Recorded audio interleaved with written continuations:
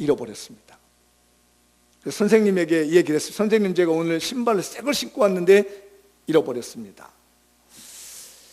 그래서 선생님이 이제 그 얘기를 듣고 아이들의 신발을 이제 찾습니다. 근데 뻔한 거예요. 그날 잃어버렸기 때문에 찾는 건 너무 쉬워요. 왜냐하면 애들이 순진해가지고 그 잃어버린 훔친 신발을 신고 다니니까 문제라는 얘기죠. 감춰놔야 되는데 그게 순진한 애들아 그날 그 신발이 좋으니까 훔쳐가지고 신고 다닌 거라. 그러니까 이 아이가 선생님이 어떤 신발이고 새 거고 됐다니까 선생님이 반 아이들께 쭉 돌아다녔어요. 그랬더니 아니나 다를까 어떤 아이가 그 신발을 똑같은 거 신고 있는 거예요. 그래서 선생님이 그 신발을 훔쳐간 아이를 만나는 것이 아니라 신발을 잃은 아이를 찾아갔습니다. 교무실로 불렀어요. 너 잠깐 오너라. 그리고 선생님이 그 아이에게 한 말이 있습니다. 여러분 같으면 이 선생님이 뭐라고 얘기할 것 같습니까? 답이 안 나오세요? 여러분이 선생님이라면 신발을 잃은 아이를 불러다놓고 무슨 말을 해야 될 것 같아요? 내 눈길 피하지 말고 물어볼까 봐 내 눈을 다 마주쳐 탁 틀리고 탁 틀리는데 이 선생님이 이렇게 얘기했답니다. 너 그 신발 그 친구에게 줘라 그랬습니다. 왜냐? 네 신발을 훔쳐간 그 친구는 너무 가난한 아이이기 때문에 신발을 살 수 없는 형편이니 네가 차라리 너는 잘 살으니까 신발 하나 더 사달라고 그러고 그 친구에게 신발을 주어라. 이렇게 얘기했다는 글을 제가 봤습니다. 상상도 못할 일이었습니다. 저는 우리 사회는 정의라는 게 있습니다. 사회 정의라고 그러죠. 우리 사회가 움직이는 데는 사회 정의라는 게 있고요, 또 안에 국률이라는 게 있습니다. 이것은 우리 사회를 이끌고 가는 두 내일과 똑같습니다. 두 개가 평행선을 잘 이루어야 사회가 아름다워진 거예요. 분명히 그 신발을 잃은 아이 말대로 찾았으면 신발을 도둑질한 아이를 혼내야 되고 벌을 내리는 것이 사회 정의입니다. 법의 정신이고 정의인 거예요. 옳은 거예요. 그런데 선생님의 마음에는 사회 정의도 중요했지만 그 가난한 아이가 어려움에 겪어서 신발을 살 수 없기 때문에 찾아가서 그 친구의 신발을 가져갔다는 그 어려운 상황을 봤다는 국률의 마음을 뒀다는 점이 깊은 거예요. 이 두 가지가 잘 병행을 이루었을 때 우리는 아름다운 사회라고 이야기하고, 이것을 잘 운영하는 사람은 우리는 천국 시민이라고 얘기를 합니다. 오늘 팔복의 말씀은 일반 사람들에게 말하는 것이 아니라 천국 시민이 된 모든 백성들에게 전하는 겁니다. 똑같이 이 땅에 살고 있지만 어떤 사람은 천국 시민이고 어떤 사람은 이 세상의 사람이라는 거예요. 그러니까 지금까지 제가 설교를 팔복에 대한 내용의 설교를 4편 설교했습니다. 여러분 기억나시나요? 첫 번째가 뭐였었죠? 심령이 가난한 자가 복이 있고, 두 번째가 애통하는 자가 복이 있고, 세 번째가 온유한 자가 복이 있고, 네 번째가 의에 주리고 목마른 자가 복이 있다라고 얘기했지요. 이 설교가 한 편처럼 쭉 이어져 있습니다. 심령이 가난하다는 게 뭐라고 그랬죠? 나는 아무것도 없는 사람이다. 나는 무능한 사람이다. 아무것도 없을 뿐만 아니라 아무것도 할 수 없는 무능한 존재라는 걸 느끼는 것이 심령이 가난한 자라는 얘기예요. 그런데 여러분, 우리 사회가 이렇게 삶을 살 수 있나요? 못 삽니다. 어디 직장에 갔는데 면접을 봅니다.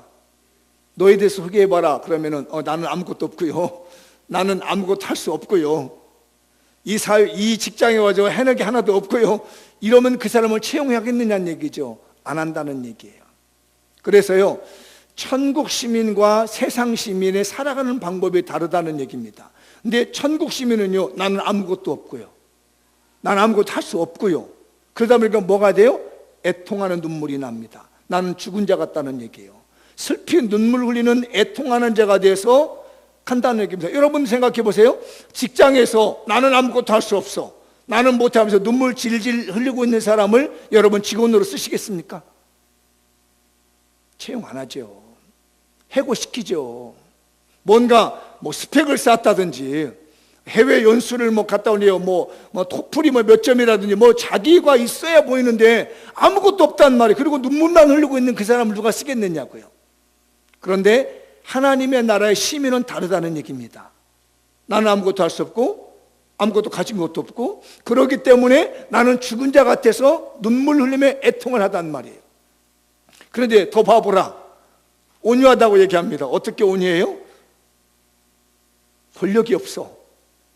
누가 내 걸 뺏어가도 그걸 저항할 수 있는 힘이 없어. 그리고 내가 비록 힘이 있고 능력이 있을지라도 내가 낮아져서 오히려 더 아무것도 할 수 없는 사람이 되어버려요. 예수님께서 모든 권한을 가지고 있고 세계 만물을 움직일 수 있었지만 예수님이 그걸 다 내다버리고 죄인의 모습으로 왔다는 말이에요. 이렇게 된 사람 누가 세상에서 씁니까? 없는 것도 있다고 말을 해야 되고, 없는 짓거리 많은 권력도 있는 것 좀 휘둘러야 세상 사람들은 그 사람이 능력 있는 사람이라고 말하는데, 천국심은 이상하게 다르다는 얘기예요. 자기의 권력도 있고 자기의 능력도 있지만 나는 이거 다 할 수 없어. 스스로가 다 내려놓는단 말이죠. 그리고 뭐를 해요? 의에 금지는 사람처럼 뭐냐면 하나님을 향해, 의라는 말을 들었죠? 하나님을 향해서는 경외심을 갖고 사람에 대해서는 올바른 행동을 하고 있는 겁니다. 요즘 이러면 못 살아요. 사람이 더 올바르게 사는 사람이요, 이용만 당합니다. 사람들에게 착한 일 하는 사람이요, 어떻게 이용만 하려고 합니다. 하나님 믿는 사람들이요, 우습게 여기려고 합니다. 여기 앉아있는 사람들 얼마나 불쌍한지 아세요? 남들은 지금요 시원한 데 가서 낮잠을 잘 수도 있고 놀러 들어갈 수 있는데 이 빼곡한 곳에 앉아가지고 말입니다, 1시간 이상 예배드리라는 게 남들 볼 때 얼마나 불쌍하냐는 얘기예요. 그게 바로 오늘 말씀 말은 국률이라는 겁니다. 불쌍한 마음이 드는 거예요. 예수 믿는 사람처럼 불쌍한 사람 없습니다. 능력을 가졌어도 능력 발휘를 못해. 할 수 있는 여러 가지를 가지고 있으면서도 안 해. 그리고 하나님 앞에 나는 아무것도 아닙니다, 나는 가진 것도 아무것도 없습니다 하면서 눈물 흘리고 있어요. 그러니 남들 보기에 예수 믿는 사람들이 얼마나 불쌍하냐는 얘기예요. 여기 권사님, 형제들에 비해서 내가 어떻게 더 잘난 것 같아, 못난 것 같아? 잘난 것 같아. 심령이 가난하지 않는 거야 그러면. 여기 집사님, 형제들 보기에 살아가면서 내가 잘나는 것 같아, 못나는 것 같아? 못난 것 같아. 이상합니다. 예수 믿는 사람들이요, 분명히 다른 사람들에 비해서 가진 것도 많고 있는 것도 많은데 이상해서 전도하려고 보면요, 이건 온갖 다 간수하게 빼놓아야 돼요. 이거 아무것도 아닌 것처럼 보이는 거예요. 그 사람들 보기에는 세상으로 보면 권력자인데 돈 있는 사람인데 내가 누구한테 전도해 보려고 그러고 하나님 전하려고 하면 돈도 소용없어요, 권력도 소용없어서 그냥 아쉬운 소리 해야 되고 아쉬운 소리 가서 찾아가서 얘기한다는 겁니다. 이게 천국 시민이 살아가는 방법이라는 거예요. 왜냐하면 영혼 구원의 문제가 걸려있기 때문에. 그래서 내 마음에 드는 게 있습니다. 아, 참 불쌍하구나. 그게 국률이 여긴 자리예요. 그런데 제가 질문해 볼게요. 내가 불쌍합니까? 세상 사람들이 불쌍합니까? 응? 내 세상 사람들은 우리 보고 불쌍한 사람이라게. 우리가 보기에는 어때요? 누가 불쌍해요? 대답을 잘 못하는 거 보니까 다 교회 다니지 말아야 되겠네. 예배당에 나올 필요가 없어요. 왜냐하면 세상 사람이 불쌍하다는 마음이 들어야 여기 앉아 있는 거지, 세상 사람이 부러운데 뭐하러 여기 앉아 있어요? 부러운 대로 가야지. 오늘 결단 딱 하세요. 나는 나보다 세상 사람이 나보다 더 잘났고 잘 살아서 부럽다는 사람 여기 앉아있지 마세요. 뭐하러 그러면서 예배당에 앉아있어요? 안 그랬습니까? 부러운 사람을 따라가야 되고 좋은 사람 따라가야지. 가세요. 가. 세상 사람이 부럽고 좋은 사람이 있거든. 오늘부터 우리 장미교회 안 나오고 다 가도 돼. 적어도 세상 사람보다, 예수 안 믿는 사람보다 내가 더 낫다고 생각하는 사람이 여기 앉아 있으셔야 돼요. 예수 안 믿는 형제가 나보다 낫다고 여기거든 예수 믿지 말아요. 예수 안 믿는 형제가 나보다도 뛰어나다고 생각하는 예수 믿지 마세요. 그런 자존심도 없고 그런 자부심도 없이 어떻게 예수를 믿습니까? 잘 보셔야 될 게, 그래서 오늘 이 마음에 국률이라는 마음이 나오는 거예요. 왜냐하면 그들은 지옥 백성이 되기 때문에 불쌍한 마음이 드는 겁니다. 세상에 권력도 있고 가진 것도 있고 배운 것도 있고 많은 것도 있지만 마지막 결론에 가면 나와 인생이 완전히 달라져 버리는 거예요. 그러나 나는 가진 것도 부족한 것 같고 있는 것도 없는 것 같고 있을지라도 말도 못하고 가지고 있으면서 말도 한마디 못하고 불쌍한 심령으로 여기에 앉아있을 때 우리 하나님이 그 사람에게 손을 내밀기 시작하는 거예요. 긍휼히 여기는 자가 긍휼을 받습니다. 그런데 이 긍휼은 사람에게서 오는 게 아니라요, 하나님으로부터 오는 긍휼입니다. 내가 하나님의 백성이 되어가지고 지옥 가는 백성들 향하여서 안쓰러운 마음이 들고 그런 마음들에서 측은한 마음이 들었을 때 하나님은 내 마음에 긍휼의 마음을 베푸사 나로 하여금 하나님의 백성으로 천국 시민으로 살아가는 복을 내려주시는 거예요. 그게 바로 팔복의 5번째, 긍휼히 여기는 자가 있다면 그들이 긍휼히 여김을 받는다는 말씀입니다. 그런데 성경은요, 긍휼에 대해서 세 종류를 얘기를 합니다. 뭘 말하냐면 회개하는 자가 있다면 기꺼이 용서해 주는 것이 긍휼입니다. 여기서 알아야 될 게 뭐냐면 잘못했다고 하지 않는데 용서는 안 된다는 얘기예요. 잘못했다고 하지 않는 사람에겐 뭐가 냐면 진노가 내립니다. 분명히 저 사람이 잘못했는데 자기가 잘못하지 않았다고 자꾸 우기면은 거기에는 하나님의 진노가 내리지만 그 어떠한 잘못이라도 용서를 구하는 사람이 있다면 하나님은 여지없이 용서해 준다는 말이 이게 긍휼이라는 거예요. 잘 구분하시기 바랍니다. 내가 분명히 잘못했는데도 내 잘못이 없다고 덮으려가면 하나님의 진노가 내리지만 내가 잘못한 것에서 다 털어놓고 진실하게 용서를 구하면 기꺼이 용서해 주는 마음이 긍휼의 마음이라는 것이에요. 두 번째가 고통당하는 자가 있으면 마음을 같이 하는 겁니다. 제가 아주 오래전에 식당에 가서 이런 일을 경험해 봤습니다. 밥을 같이 먹는데 누가 밖에서 어떤 남자분이 막 소리를 지르는 거예요. 그러니까 제 옆에 있던 모른 저보다 좀 연배가 있어 보시는 젊은 심사분이 뭐라고 하냐면 조용히 해! 막 그러는 거예요.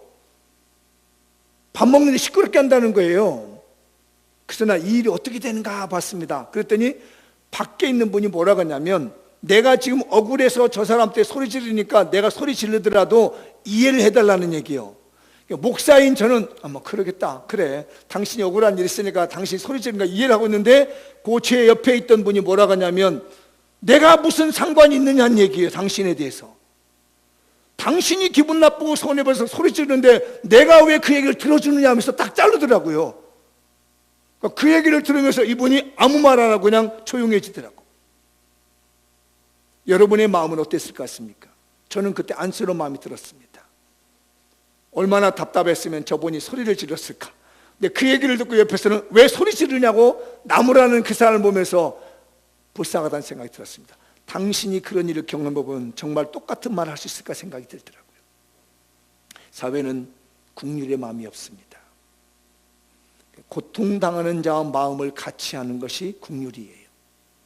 그 다음에 궁핍한 자가 있으면 동정심이 가는 것이 긍휼입니다. 근데 여기서 구분될 게 하나가 있어요. 예수 믿는 사람과 마음씨 좋은 사람과 차이는 틀리다는 얘기입니다.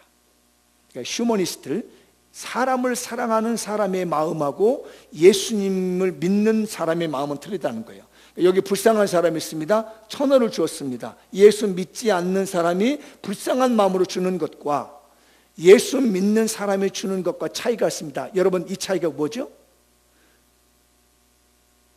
여러분들이 만약에 가난한 자에서 내가 1,000원을 줘야 되고 10,000원을 줘야 되는 그런 동정하는 마음이 생길 때 여러분 어떤 마음으로 주겠습니까? 여기서 예수 믿는 천국 시민과 예수 믿지 않는 휴머니스트와는 다른 점입니다. 뭐냐? 휴머니스트는 인간이 불쌍해서 주는 겁니다. 그 사람이 측은해서 주는 거예요. 그러나 예수 믿는 사람은 그 영혼이 불쌍하여 이로 인해서 예수 믿고 구원받기를 원하는 걸로 주는 겁니다. 차이가 있어요. 여러분 마음을 잘 가지세요. 누군가에게 동정을 베풀고 누군가에게 선을 베풀고 누군가 용서하는 것은 사람 좋아서 하는 건 아무 의미가 없습니다. 우리들에게 있어서는요, 물론 그렇게 하지 않는 사람들인 것보다는 낫지요. 그러나 우리 믿는 사람은 반드시 천국 시민이라는 걸 알고 그가 예수 믿어 구원받기를 바라는 마음의 동정심과 예수 믿고 천국 백성 되며 천국 시민 되기를 원하는 마음으로 베푸는 용서의 마음이 우리의 국률의 마음입니다. 구분하실 수 있겠나요? 그러니까 예수 믿는 사람과 예수 믿지 않는 사람의 국률의 마음의 차이가 거기 있는 거예요. 우리는 천국이 담겨져 있습니다. 우리의 마음은 구원이 담겨져 있습니다. 그러나 믿지 않는 사람들은 그냥 사람이 불쌍한 것이고 안타까운 마음에 주는 겁니다. 그거 못하는 사람들도 많거든요. 그러나 이제부터 여러분은 아셔야 됩니다. 누군가 동정할 때 뭘 해라? 그가 예수 그리스도를 믿을 수 있도록, 그가 나와 같이 천국 시민이 될 수 있도록 동정해 주라는 얘기예요. 그러면 말입니다, 여기 궁핍하다는 말이요, 돈 문제가 아닙니다. 먹고 사는 문제가 아닙니다. 그 영혼에 예수 그리스도가 없는 사람이 불쌍해지는 거예요. 그 영혼이 하나님을 믿지 않고 천국 백성이 되지 않았다는 게 불쌍한 겁니다. 여러분, 이 마음이 들어야 됩니다. 내가 초가 3간에 살을지라도 고대광실 99칸에 살고 있는 사람을 불쌍히 여길 수 있는 마음이 뭡니까? 내 안에 천국이 있다는 것입니다. 내 안에 예수가 계시다는 것입니다. 내 안에 구원이 있다는 것입니다. 천국과 구원이라는 눈으로 바라보면 말입니다, 모든 세상 사람들이 불쌍한 마음이 들게 되고 모든 사람들의 마음이 국률의 마음이 생기게 되며 안쓰러운 마음이 생기게 되는 겁니다. 그래서 제가 서두에 세상 사람들이 부러우면 이 자리에 앉아 있을 수가 없다는 거예요. 더 이상 신앙생활 해야 될 이유가 없는 겁니다. 뭐하러 고행을 합니까? 뭐하러 어려운데 기도하는 날 이렇게 앉아있을 이유가 뭐습니까? 뭐 이렇게 힘들게 새벽기도 나와서 기도해야 됩니까? 뭐 시간마다 예배 드려야 될 이유가 뭐가 있겠습니까? 세상 사람이 부럽다면 말이에요. 세상에 있는 사람이, 권력 있는 사람이 부럽다면 그래야 할 이유가 없잖아요. 그걸 쫓아가야 되지 않겠습니까? 우리는 그런 거 하나도 부러워할 이유가 없이 그냥 안쓰러운 마음이 들어야 될 것입니다. 여러분의 마음속에 이 국률의 마음이 있어지기를 축원합니다. 예수님의 마음을 품은 그 마음이 그래서 국률이랍니다. 예수님의 마음이 국률이란 마음이 있는 거예요. 그래서 제가 예수님이 우리에게 국률을 어떻게 설명했는지를 두 가지만 설명을 말씀을 좀 드려볼게요. 한번 읽어보도록 하죠. 시작. 예수님께서는 가늠하다 현장에서 잡힌 여인에게까지도 국률을 베푸셨습니다. 우리도 국률을 받고 베풀 수 있는 자가 되어야 합니다. 이 내용 아시겠죠? 가늠하다가 현장에서 잡힌 여인의 사건, 요한복음 8장 내용입니다. 예수님이 감람산으로 가셨다가 성전으로 오시는 길에 유대 종교 지도자들이 한 여인을 끌고 왔습니다. 이 여인이 누구냐면 가늠하다가 현장에 잡힌 거예요. 그래서 예수님에게 시험하여 물어봅니다. 모세의 율법에 의하면은 이런 여자는 현장에서 돌로 쳐 죽이라는데 예수님 당신은 어떻게 대답하겠습니까? 이걸 어떻게 처리하겠습니까? 하면서 질질 끌고 온 거예요, 여자를. 이 여인은 현장에서 잡혔기 때문에요, 말도 못하고 거부도 못합니다. 만약에 누구 말을 듣고 잡아왔더라면 이게 변명이라도 되는데 현장에서 잡아왔기 때문에 말도 못하고 고개 숙이고 있습니다. 그리고 예수님은 어떻게 할 거냐는 겁니다. 여기에 유대 종교 지도자들의 음모가 들어있습니다. 왜냐하면 곤란한 질문을 던져가지고 예수님을 무너뜨리려고 한 거예요. 제가 보니까 두 가지 정도 문제가 있습니다. 만약에요, 예수님이 모세 율법대로 돌로 쳐 죽이라 이렇게 말하면 사실은 그때 당시는 로마의 지배를 받고 있는 유대인들에게는요 사형에 대한 법이 없습니다. 사형권 제도는 누구한테 있냐면은 사형권은 총독에게 있었습니다. 로마 총독에게. 그래서 유대인들은 사형을 시키려면 누구의 허락을 받으면, 재판을 받으면 총독의 허락을 받아야 돼요. 그래서 예수님도 십자가에 사형시킬 때 유대법으로 처형한 것이 아니라 빌라도 총독에게 데려가서 총독의 결정을 받고 사형 집행한 거예요. 그래서 이 유대인들에게는 사형할 수 있는 권한이 없어요.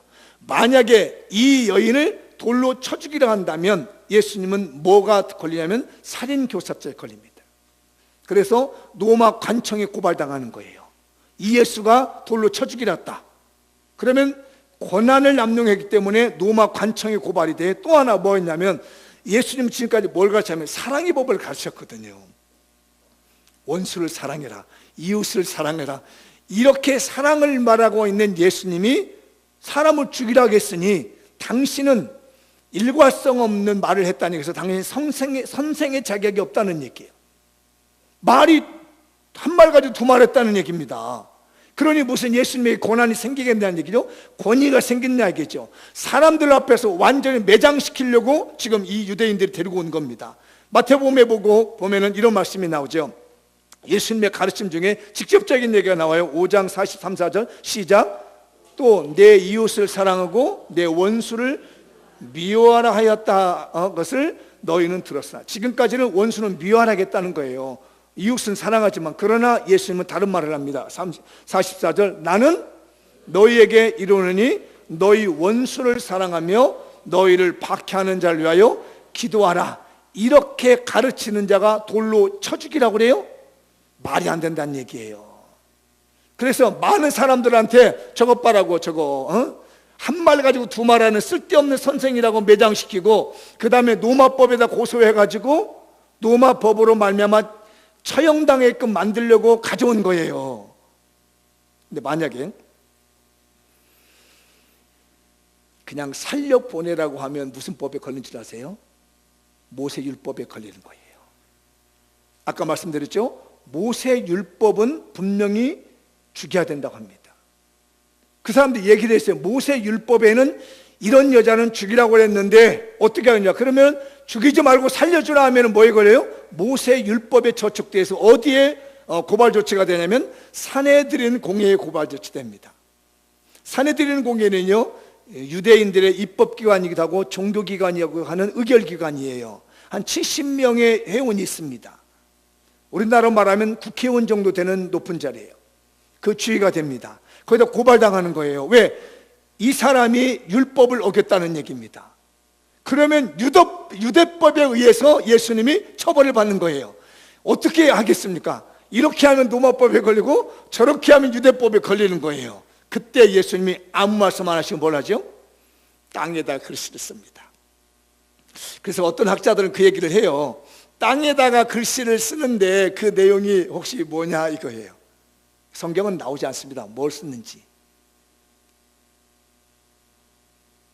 그런데 그런 사람이 있어요. 거기 있는 사람들의 죄를 하나씩 다 적었다는 얘기가 있습니다. 자, 오늘 그 모세법이 뭔지 한번 읽어보도록 하죠. 먼저 레위기와 신명기가 있는데요, 모세가 어떤 법을, 성경의 법을 뭘로 줬는지 한번 읽어보죠. 시작. 누구든지 남의 아내와 간음하는 자, 곧 그의 이웃의 아내와 간음한 자는 그 간부와 음부를 반드시 죽일지니라. 음행하는 사람이 현장에 걸면 죽이는 거예요. 이게 이제 모세 율법이에요. 그 다음에 신명기법은 또 보십시오. 22장 23절인데요 시작. 처녀인 여자가 남자와 약혼한 후에 어떤 남자가 그를 성읍 중에서 만나 동침하면 24절 너희들은 그들을 둘 다 성읍 문으로 끌어내고 그들을 돌로 쳐 죽일 것이니 그 처녀는 성 안에 있으면서도 소리지지 아니하였으며 그 남자는 그 이웃의 아내를 욕보였습니다. 너는 이같이 하여 너희 가운데 악을 지혜할지니라. 여기 보면은 돌로 쳐 죽이란 말이 있습니다. 이 돌이 어느 정도 큰 거 아시죠? 주먹만한 돌이 아니에요. 자기 머리통만한 돌입니다. 그래서 자기 머리통만한 돌을 딱 들고요, 이 여인이 어느 시에 누구와 현장에서 간음했습니다 하고 증인돼서 딱 내리치면 그 옆에 있는 사람들이 그 소리를 듣고 달려들어서 자기 머리통만한 돌을 들고 막 다 때려치는 거예요.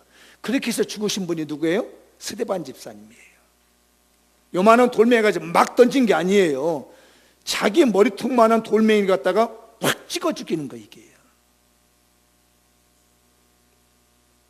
그리고 지금 현재 이 가늠하다 현장에 붙잡혀온 여인을 죽이려고 다 돌멩이를 들고 무리가 와 있는 거예요. 이제 어떻게 예수님이 처결할 것인가에 따라서 들고 온 겁니다.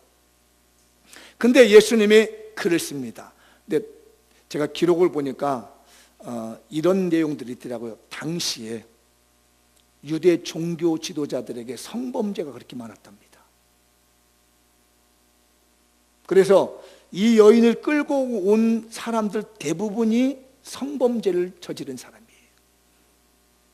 똑같은 죄를 지어놓고 자기는 걸리지 않았기 때문에 아닌 것처럼 이 여인을 질질 끌다가 놔둔 거예요. 그리고 돌로 쳐 죽이겠다는 얘기입니다. 그것을 본 우리 예수님이 글을 썼는데, 오늘 성경 본문에 보면 뭐라고 하냐면요, 노인들, 어른들로부터 청년들까지 그걸 바라보고 있다가 다 돌을 놓고 양심을 따라서 떠났다는 얘기를 합니다. 그런 거 볼 때 예수님이 글을 쓰는 거 보면 분명히 그런 영향이 있지 않았나 싶어집니다. 다 떠나갔습니다. 그때 예수님 말합니다. 너를 돌로 치려는 자가 누가 있느냐라고 했더니 아무도 없다고 합니다. 그러면서 예수님이 하시는 말씀이죠. 다시는 죄짓지 마라. 다시 죄짓지 마라. 돌로 치려오는 사람들이 그래도 양심이 있습니다. 누구든지 죄 없는 자는 이 여인을 돌로 치려 가니까 다 돌 놓고 가버렸습니다. 왜? 다 자기도 찔리는 게 있거든요. 안 들켜서 그러지, 드러나지 않아서 그러지요. 자기네들도 다 그런 죄 지었다는 걸 보신들이 젊은이고 청년이고 어른들이고 다 알기 때문에 슬슬슬 빠져나간 거예요. 여기서 내용을 보면요, 이 사람들은요 어떻게든지 예수님 죽이려고 그랬고요, 어떻게든지 이 여인 죽이려는데 관심이 있었습니다. 그러나 예수님은 어떻게든지 이 여인을 살려내고자 하는 국률의 마음이 있었다는 거예요. 우리가 가져야 될 마음이 그겁니다. 어떻게든지 저 사람을 없애버리려고 그러고, 어떻게든지 저 사람을 곤란하게 만들려고 그러고, 어떻게든지 저 사람 힘들게 만드는 마음이 아니라 어떻게 하면 저 사람을 믿음으로 잘 세워줘 볼까, 어떻게 하면 저 사람을 말씀으로 세워줘 볼까 하는 그 국률의 마음이 필요한 거예요. 여러분, 우리 유대 종교 지도자들처럼 자기도 죄 지었으면서 드러난 죄가 있다고 질타하고 욕하고 나무라기보다는 어떻게 하면 저 영혼을 세워줄까, 이렇게 세워줄까는 불쌍한 마음이 들고 국률의 마음이 드는 우리 장미원 교회가 되었으면 좋겠습니다. 잘못한 사람을 질책하기보다는 저 어떻게 하면 저걸 잘 세워서 하나님의 사람 만들어 볼까, 어떻게 하면 구원의 백성 만들어 볼까, 어떻게 하면 천국 시민을 만들어 볼까 하는 관심이 우리 교회가 있기를 바랍니다. 돌로 치려고 하지 마십시오. 근데 교회들마다요 다 돌로 치려고 합니다. 누가 어떻고 누가 어떻고 누가 어떻고. 근데 사실 자기들은요 더 큰 죄 짓고 있었거든요. 저나 여러분을 비롯해서 여기 있는 분들이 누구든지 죄 앞에 자유로운 사람 누가 있습니까? 나만 독야 청창할 수 있는 사람 어디 있습니까? 숨겨놓은 거, 더러운 거, 통하지 않는 거 드러내보면요 정말 저도 부끄러워 이 자리에 쓸 수 없을 만큼 더러운 죄인입니다. 누가 누구를 향해서 돌을 내리치겠습니까? 적어도 여기 있는 사람들은요 양심은 있었습니다. 어떤 사람은 그럴 수 있었을 거예요. 나는 잘못한 것에서 돌로 내리치고 있었을 겁니다. 왜? 사람들을 보여주기 위해서, 나는 의인이라는 걸 보여주기 위해서 얼마든지 돌로 칠 수 있었을 겁니다. 그러나 그이들의 양심은 살아있었기 때문에 그렇게 외형적으로 자기 잘했다는 표현을 하지 않고 슬슬 물러갔다는 것이에요. 우리 장미연 교회가 긍휼을 베풀 수 있는 교회가 되십시다. 잘못할 수 있어요. 실수할 수 있어요. 그러나 한 가지 여기서 중요한 게 있습니다. 내가 잘못했다고 고백하는 게 중요합니다. 이 여인이요 자기의 잘못을 고백합니다. 보면요 변명 하나도 하지 않습니다. 변명할 수 있습니다. 예수님 사실은 그게 아니고요, 저 남자가 나를 꼬드겼습니다. 저 남자가 나를 꼬드겨서 나는 따라만 갔어요. 그 남자를 죽여야지 왜 납니까? 이렇게 변명이 가능하다는 얘기입니다. 그랬다면요 이 여인이요 버림받았습니다. 우리가 신앙생활에서 정말 중요한 게 그겁니다. 잘못한 건 잘못했다고 고백하고 용서를 구하는 마음이 필요한 거예요. 그걸 덮으려고 말입니다. 남을 돌 던지고 그럴 수 있다고 했잖아요. 자기의 잘못을 덮기 위해서 한 사람이라도 돌을 들여서 내리쳤다면 그 사람은 의인 아닙니까? 어쨌든 사람들이 보기엔 그 사람은 의인이 아니에요. 맞잖아요. 누구든지 죄 없는 자가 돌로 치라겠으니까 그 말씀 듣고 돌로 내리치면 적어도 나는 사람들 보기에 의인이었다는 얘기예요. 사람들이 그렇거든요. 나는 잘못했고 저 사람이 잘못했으니까 거기다 대고 막 뭐라고 하거든요. 누명 씌우거든요. 적어도 나는 의인이라는 얘기입니다. 하나님은 그런 자에게 진노를 내리는 겁니다. 하나님은 그런 자를 긍휼을 베푸지 않습니다. 우리 사랑하는 성도들이요, 잘못한 것을 솔직하게 잘못했다고 고백하고 하나님이 베푸신 긍휼을 받을 수 있는 영적인 시민 되시고 천국 시민이 되시기 바랍니다. 그래서 우리는 천국 시민인 거예요. 나잘했다고 부득부득 울면서 남의 잘못을 뒤집어 씌우는 그런 것이 천국 시민이 아니라는 거예요. 솔직하게 고백하고 긍휼을 구하는 자세가 천국 시민이에요. 그 다음에 예수님의 비유 중에 놀라운 비유가 하나 있습니다. 한번 읽어볼까요? 시작. 우리는 10,000달란트 탕감 받았습니다. 100데나리온 빚진 자가 있거든 탕감할 시간을 주어야 합니다. 한 번 더 읽어보죠. 시작.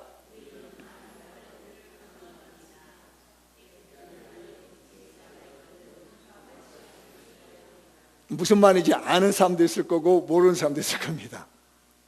예수님께서 천국 비유에 대한 말씀을 합니다. 그런데 무슨 비유를 하느냐면 한 종이 임금에게 빚을 졌습니다. 얼마를 졌냐면 10,000달란트 빚을 졌습니다. 근데 10,000달란트가 도대체 어느 정도냐면요, 제가 그때 당시에 가격으로 환산해 봤습니다. 지금으로는 계산이 안 돼 가지고요, 그때 당시에 가격으로 환산해 보니까 어느 정도냐면요, 10,000달란트의 가격이 뭐냐면 1달란트가 6,000데나리온이에요. 계산 한번 해보세요. 1달란트가 6,000데나리온. 그러면은 10,000달란트면은 어느 정도 돼요? 6천만 데나리온이란 얘기예요. 10,000달란트가 6천, 아까 100데나리온 나왔잖아요. 6천만 데나리온. 이것이 한 데나리온이 일일 품삯이에요. 노동자 하루 품삯이 1데나리온이에요. 그러면은 10,000달란트면 어느 정도냐면요, 60만 일 동안 일을 해야 한 노동자 품삯입니다. 60만 일. 계산이 돼요? 60만 일. 이거를 제가 연도로 환산해 봤습니다. 도대체 내가 갚을 수 있는 돈인가 하고 세봤더니 대충 계산기를 둘둘 봤더니 365일 1년으로 계산해 봤더니 16만 4,384년 동안 갚아야 될 돈이야. 이 돈이, 그러니까 내가 16만 4,384년 동안 일해가지고 갚아야 될 돈이 10,000달란트예요. 갚을 수 있을까 없을 것 같아요? 못 갚아요. 이게 갚을 수 없는 돈이라는 얘기입니다. 그래서 임금이 너 빨리 10,000달란트 갚어. 그랬더니 이 하인이, 이 종이 말이에요. 살려주세요, 살려주세요. 나는 절대로 못 갚아요. 16만 4,384년 동안 살지도 못할 정도로 이거 할 수가 없는 거예요. 이게 싹싹싹 빌었습니다. 근데 그 모습을 보고 왕이, 임금님이 불쌍히 여겼습니다. 그래, 보아하니 84년 동안 끝자리만 튀어도 84년 동안 갚으라 해도 못 갚을 텐데 16만 4,384년 동안 갚아야 될 돈을, 그렇지, 가난한 우리 부하가 이게 종이 못 갚지. 그래, 그러면 내가 마음 크게 쓴다. 오늘부터 없다. 내가 이제부터 너 빚 없다라고 딱 잘린 겁니다. 그리고 이 10,000달란트의 돈을 탕감을 받고 나오는데 그 문 앞에서 누가 있냐면은 자기한테 100데나리온 빚을 진 그 친구가 있는 거예요. 그래서 100데나리온이 도대체 얼마 되는가 계산해 봤더니 노동자가 100일 일하는 거예요. 100일. 100일이면 몇 개월이에요? 3개월에서 4개월만 일을 하면 갚을 수 있는 돈이 있는 겁니다. 갚어. 그랬더니 좀만 기다리세요. 멱살을 잡고 난 다음에 빨리 갚아, 안 갚아. 멱살을 잡으려 해가지고 어디로 가면 감옥으로 끌고 들어가 버리는 거예요. 그런데 이 100데나리온이 10,000달란트에 비하면 얼마냐면요 60만 분의 1 정도밖에 안 되는 거예요 이게. 아니 자기는 10,000달란트라고 하는 이 어마어마한 빚을 탕감을 받았는데 60만 분의 1 정도밖에 안 되는 100데나리온의 친구 빚을 안 갚는다고 잡아다가 감옥에 집어넣어버리는 거예요. 그런데요 그 성경 29절 보면요 제가 너무 가슴이 아팠어요. 이걸 보면서 지금도 보는 얼굴 여기 마음이 눈물이 울컥 납니다. 왜냐하면 그 친구에게 멱살 잡으면서 너 빨리 100데나리온을 갚아 그랬더니 이 동료 그 동료의 친구예요 엎드려서 뭐예요? 간구합니다. 뭐라고요? 읽어보세요. 그 뒤에 이르되 나에게 참아주소서 갚으리이다. 친구인데 이렇게 말을 해요. 친구한테 뭐라고 그래요? 보통 뭐라고 해요? 친구 빚을 3개월분의 빚이 있다면 뭐라고 해요? 친구한테 에? 그래 갚을게 그러는 거예요. 여보게 미안하네 나 조금만 참았는데 형편이 안 좋아서 그런 건데 갚을게 이렇게 해야 되는데 성경은 그렇게 표현하잖아요. 이 친구는 100데나리온 빌려준 사람은 상전이고 100데나리온 빌려준 이 친구는 완전히 하인이요. 막 엎드려가지고 미안해요 갚아주소서 내가 나한테 참아주소서 이러고 있다는 얘기예요. 동료란 말은요 같은 주인을 섬기는 자이고요 친구라는 얘기입니다. 동역자라는 얘기예요. 근데 급이 졌다고 뭐 싹싹 빌면서 최고의 존칭어를 쓰잖아요 봐달라고. 그런데 이런 친구를 마다하고 멱살잡이 해가지고 갖다가 감옥에 집어넣어 버렸습니다. 이걸 누가 봤느냐면 그 옆에 있는 사람들이 본 거예요. 방금 전에 10,000달란트의 빚을 탕감받고 나오고 있는 모습하고 100데나리온 탕감받은 그 모습을 감옥에 집어넣는 걸 보고 있던 사람이 가서 임금한테 고백했습니다. 임금님 방금 10,000달란트 용서해 주셨죠? 그래 그 10,000달란트 용서받은 그 친구가 지금 100데나리온 안 냈다고 멱살잡이 해가지고 감옥에 집어넣습니다 라고 했더니 이 주인이 대누를 하면서 이 100데나리온을 아니 10,000달란트를 탕감받은 이 사람을 갖다가 영원토록 감옥에다 집어넣어 버린다고 얘기합니다. 여기서 말하는 게 뭐냐면요 10,000달란트는요 구원받을 수 없는 죄인을 말합니다. 10,000달란트를 탕감받았다는 것은요 우리가 용서받고 천국 백성 됐다는 것입니다. 도저히 인간의 노력으로는요 구원받을 수 없습니다. 인간의 힘으로는 도저히 갚을 수 없는 죄의 짐을 하나님이 그냥 아무런 조건 없이 용서해 버리는 거고 그들 긍휼을 베푸고 우리를 불쌍히 여겨주셔서 천국 백성 만들어 줬다는 것이 10,000달란트를 탕감시킨 거예요. 그러나 100데나리온의 죄는 뭐냐면요 우리가 인간 생활 가운데 나타나는 크고 작은 감정 싸움을 말해주고 있는 겁니다. 사람이 살다 보면요 좋은 감정 생길 수 있고 나쁜 감정 생길 수 있습니다. 그래서 이 사람이 뭐냐면 3-4개월만 기다려다오. 그것도 친구처럼 말하는 것이 아니라 종이 상전하게 얘기하는 것처럼 얘기했으면 어떻게 해야 될 것 같아요 여러분들? 불쌍한 마음이 들어서 그래 내가 3개월 참아줄 테니까 어떻게 좀 해봐 이래야 된다는 얘기예요. 긍휼의 마음이 왜? 자기가 긍휼을 받았기 때문에 남도 긍휼을 베풀어야 됐단 말입니다. 그런데 이 긍휼을 행하지 않습니다. 우리 신앙생활 하면 이 사람들 참 많아요. 나는 지옥 백성이었다가 천국 백성 됐는데 나한테 감정 상하면 이게 안 풀어요. 저도 5년 동안 안 풀었던 관계가 있습니다. 지독하죠? 아마 저희 아내가 아니었으면요 지금도 안 풀고 있었는지 몰라.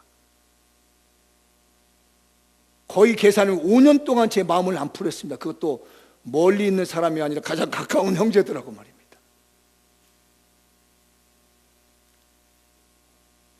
그런데 이 말씀 앞에 제가 이번에 말씀 준비하면서 무서운 일이구나. 나 한마디 들으면 내가 영벌에 멱살잡이 해가지고 버림받을 뻔했구나.